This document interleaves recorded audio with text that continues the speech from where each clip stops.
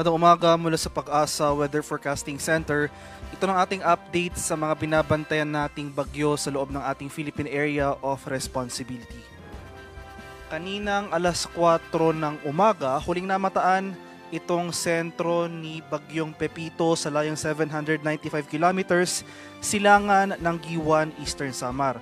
Ito ay isa pa ring severe tropical storm, bahagyang lumakas sa mga nakaraang oras.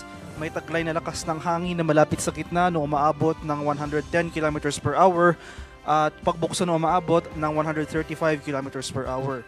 Patuloy yung paggalaw nito generally westward or pakanluran sa bilis sa 25 km per hour.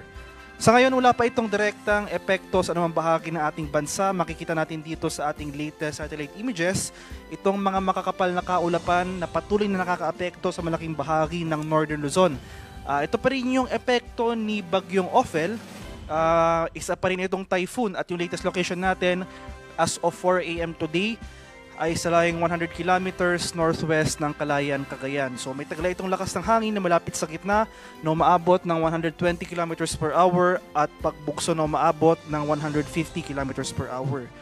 Patuloy yung paggalaw nito north-northwestward sa bilis sa 20 kilometers per hour at nagsisimulan na itong lumayo dito sa kalupaan ng extreme northern Luzon area. So malaking bahagi pa rin ng Hilagang Luzon ngayong araw. Asahan pa rin natin itong mga malalakas sa pag-ulan at malalakas na hangin.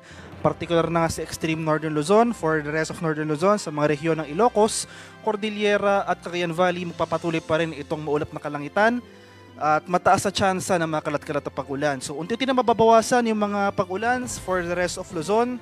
Magpapatuloy yung fair weather conditions for Visayas at Mindanao, apart from yung mga localized thunderstorms, especially sa hapon hanggang sa gabi. At ito nga yung latest track and intensity forecast para kay Bagyong Ophel. So ito yung tropical cyclone bulletin na issued natin as of 5 AM today. So magpapatuloy nga yung generally north-northwestward na paggalaw ng bagyo. Inaasahan natin na mamayang hapon ay patuloy yung paggalaw nito papalayo sa ating kalupaan, posibleng lumabas ng ating Philippine Area of Responsibility. Pero inaasahan rin natin yung posibleng pagpasok or yung re-entry nitong si Bagyong Ophel dito sa boundary ng ating PAR bago ito tumama or maglandfall dito sa Taiwan area.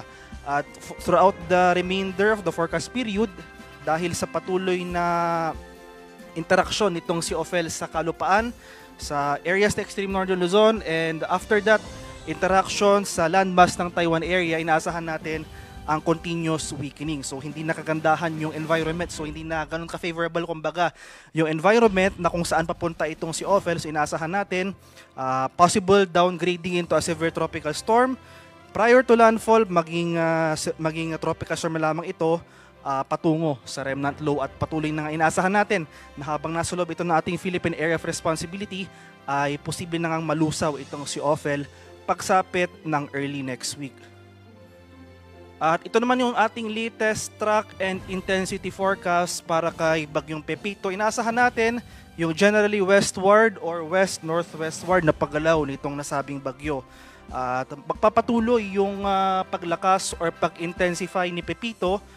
Posible itong maging isang ganap na typhoon within the next 12 hours. So within the day, inaasahan natin possible this afternoon maging typhoon category na ito.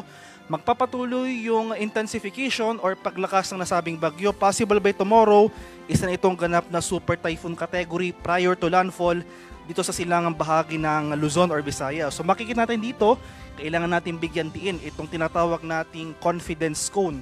Sakop nito ang malaking bahagi ng Central Luzon, Southern Luzon at Eastern Visayas. Nangangahulugan po ito na ito yung mga areas na posibleng maapektuhan nitong landfall o yung direktang pagtama ng sentro ng bagyo.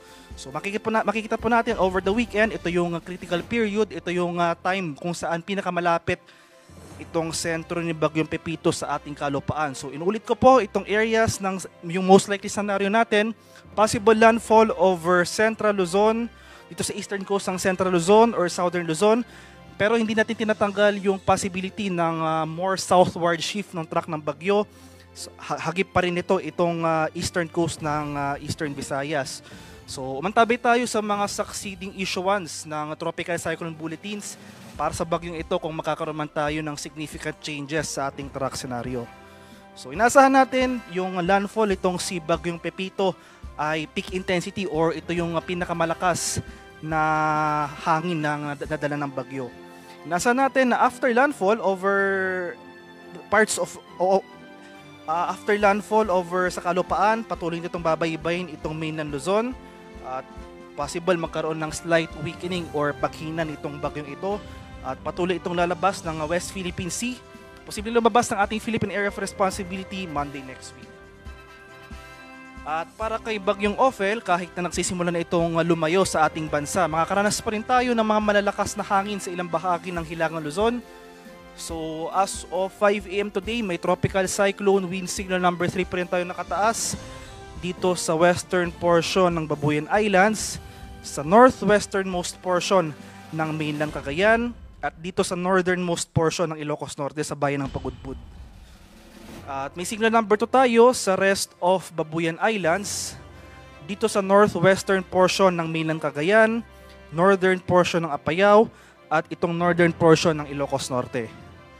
Signal number 1 sa Batanes, sa nalalabing bahagi ng Cagayan, itong northern portion ng Isabela, nalalabing bahagi ng Apayao, dito sa northern portion dito sa area ng Kalinga, northern and central portions ng Abra, sa nalalabing bahagi ng Ilocos Norte at itong northern portion ng Ilocos Sur. Kaya sa mga areas na ito, malaking bahagi pa nga ng Hilagang Luzon, maghanda pa rin tayo kahit napapalayo na itong si Bagyong Ophel. Asahan pa rin natin yung mga pagbukso ng hangin, especially sa mga areas under wind signal number 3. Posibleng mapaminsala pa rin yung hangin ating inaasahan sa mga susunod na oras. And in anticipation naman sa papalapit na Bagyong Pepito, dumami pa yung mga areas na may tropical cyclone wind signal. So as of 5 AM today, tropical cyclone wind signal number 1 dahil sa papalapit na Bagyong Pepito ay nakataas na dito sa area ng Catanduanes, sa eastern portion ng Camarines Norte, dito sa eastern portion ng Camarines Sur. May signal number 1 na rin dito sa eastern portion ng Albay at dito sa eastern and southern portions ng Sorsogon. Sa areas ng Visayas, signal number 1 dito sa northern Samar, northern portion ng eastern Samar, at sa northeastern portion ng Samar. Kaya sa mga lugar na ito, ngayon pa lang maghanda na tayo. May palugit or warning leak time itong tropical cyclone wind signal number 1. So magkataka man tayo, wala pa tayong nararanasang malalakas na hangin. Asahan natin na within the next 36 hours, dahil sa papalapit na Bagyong Pepito, magsisimulan na tayong makakaranas sa mga pagbukso ng hangin sa mga susunod na oras or at least sa susunod na araw. So dahil sa papalapit na bagyo, at inaasahan nga natin na itong si Pepito ay posibleng lumakas pa into a super typhoon category. Yung pinakamataas na tropical cyclone wind signal na posible nating i-issue para kay Bagyong Pepito ay wind signal number 5. So habang papalapit itong si Bagyong Pepito, asahan natin mas maraming areas pa yung makakaranas or i-issue natin ng warning signal or wind signal. Posibleng tumaas pa yung mga wind signal sa mga ilang lugar, especially itong mga lugar under wind signal number 1. Kaya mantabi tayo sa mga succeeding issuances ng ating tropical cyclone bulletin para kay Bagyong Pepito. In terms naman of heavy rainfall o yung mga malalakas na pag-ulan na dala ng bagyo, unti-unti na nabawasan or unti-unti na humina yung mga pag-ulan dito sa Hilagang Luzon. Moderate to heavy rains ang ating inaasahan pa rin pero sa areas ng Batanes, Babuyan Islands, Cagayan at Ilocos Norte. Gayun pa man, since nakapagtala nga tayo ng malawakang pagbaha sa ilang areas ng Cagayan Valley noong mga nakarang araw, kahit na nabawasan or humina na yung mga pag-ulan na ito, maghanda pa rin tayo dahil saturated na yung lupa sa areas na ito. Posible pa rin dyan yung mga banta ng pagbaha at pagguho ng lupa kahit na mahina yung mga pag-ulan na ating mararanasan. And in anticipation naman sa papalapit na si Bagyong Pepito, inaasahan natin as early as tomorrow, makakaranas tayo ng malalakas na pag-ulan sa malaking bahagi ng Southern Luzon, itong area ng Bicol Region as well as itong area ng Eastern Visayas. So itong areas shaded ng red, intense torrential rains, greater than 200 mm ng pag-ulan na ating inaasahan sa area ng Catanduanes. Heavy to intense rains sa mga areas shaded ng orange, yan ay sa mga lalawigan ng Camarines Sur, Albay, Sorsogon, Northern Samar at Eastern Samar. Moderate to heavy rains naman sa mga areas shaded ng yellow sa mga lalawigan ng Quezon, Camarines Norte, Masbate, Samar, Biliran at Saleyte. Kaya sa mga lugar na ito, asahan pa rin natin na dahil sa papalapit na bagyong Pepito, mas rarami pa yung mga area sa mga karanasang pagulan. And pagsapit nga ng Sunday, ito yung peak ng rainfall or ito yung time period kung saan pinakamalapit itong si Pepito sa ating kalupaan. Malaking bahagi na ng Central Luzon, some parts of Northern Luzon, itong Southern Luzon, as well as Eastern Visayas, magpapatuloy mga pagulan dito.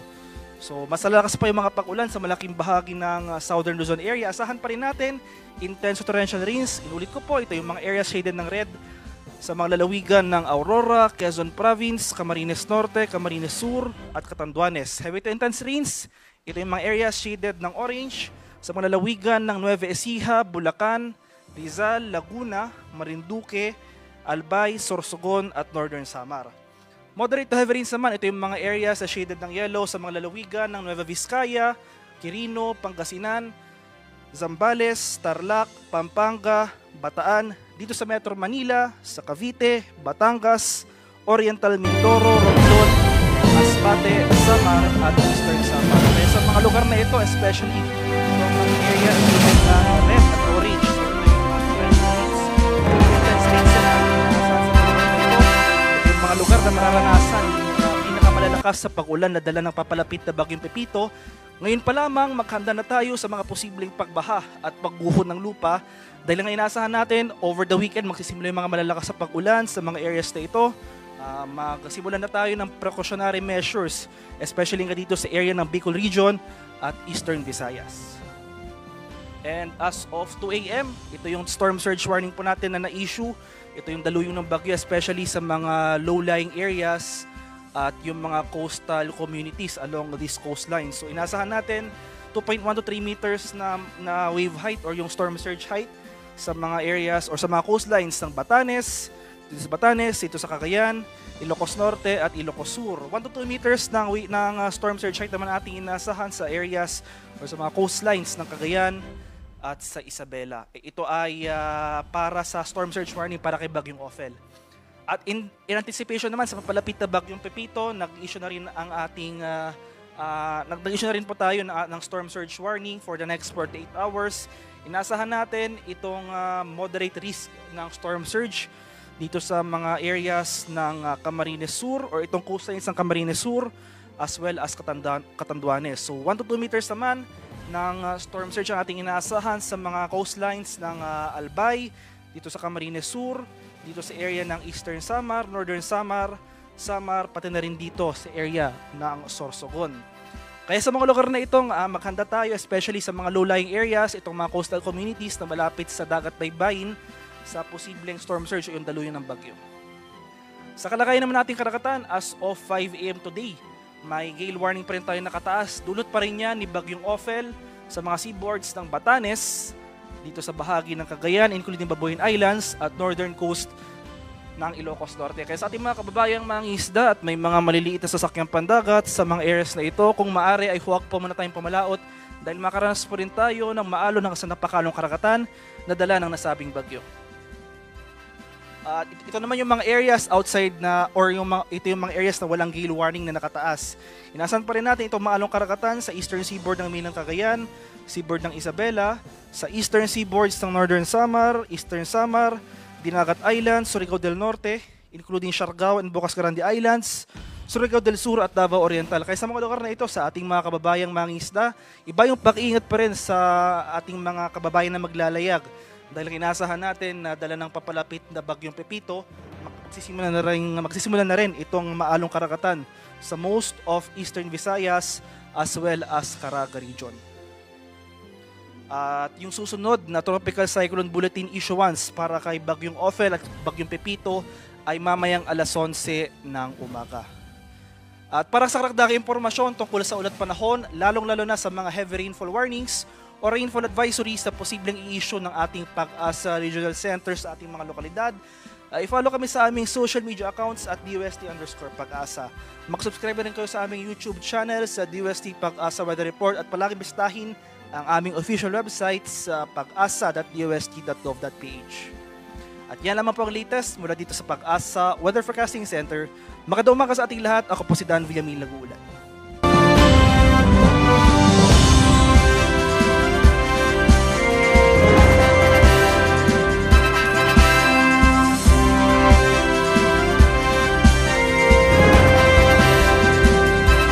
Muli, maraming salamat sa inyong panonood at pakikinig. Once again, El Maestro. See you on my next vlog. Bye-bye!